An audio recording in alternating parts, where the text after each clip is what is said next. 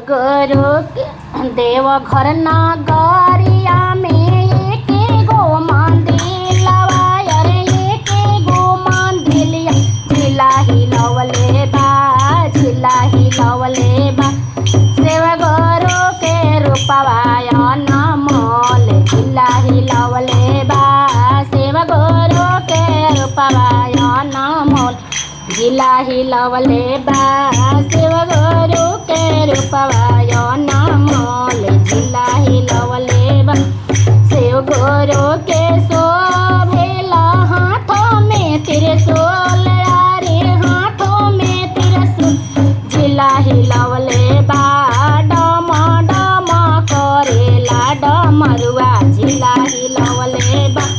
शिव गुरु के शोभेला सर पके मालावा अरे सर पके मालावा नला झिला हिलवले बा कानावा में बिछुआ कुंडल झिला हिलवले बा कानावा में बिछुआ कुंडल झिला हिलवले बा से देवघर नगरिया में एके गो मंदिलवा झिला हिलवले बा शिव गुरु के रूपवा अनमोल झिला हिलवले बा